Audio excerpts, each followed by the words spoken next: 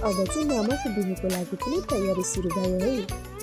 Hello everyone, म तपाईँको मेरो प्यारी बिन्दु भिडियोमा स्वागत गर्दछु र हामी चाहिँ अब मामाको बिहेको लागि तयारी पनि गर्दैछौँ र आज चाहिँ हामी लुगाको सपिङ गर्न उदालगुडी जाँदैछौँ र उदालगुडी पनि हामी पुग्न आँटेको चाहिँ म मम्मी माइजू हामी सँगै जाउँ र उदालगुडी पनि आइपुग्यौँ र यहाँ चाहिँ यो दोकानमा चाहिँ यति भिड हुँदो रहेछ नि, मान्छेहरू आइराख्नु हुँदो रहेछ है।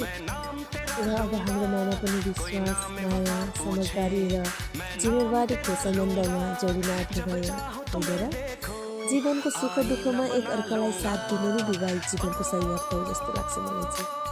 र म चाहिँ यता उनीहरूले सपिङ गर्दैछ नि, मामा माइजू मम्मी हुनुहुन्छ, माइजू आउनु रहेछ र म चाहिँ यता हेर्दै थिएँ अरू कपडाहरू पनि। यति चाहिँ हाम्रो सपिङ भइसकेको छ, लगभग त्यो भिड हुन्छ नभने म 3-4 घन्टा भइसक्यो यिनीहरू डेरी भइसक्यो।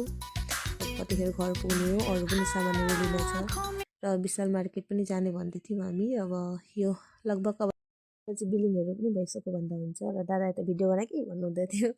म भिडियो बनाउँदैछु भन्दै थियो। अब मामाको बिहेको याद रहन्छ नि होइन भिडियो बनाउँदाखेरि।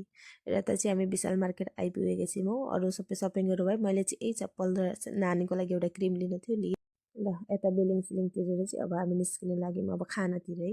पेट पूजा त गर्नु पऱ्यो नि त, मेन कति बिहानदेखि आएर भोकै भएका थियौँ, चिया मात्रै खाएका थियौँ। त्यहाँपछि अब चाहिँ खाना बस्यौँ। मोमो मम्मीहरूले परोठा खाने, यहाँ चाहिँ प्योर भेज होटल रहेछ है उदालगुडीमा, हामीले चाहिँ यहीँ खाएका थियौँ र मोमो।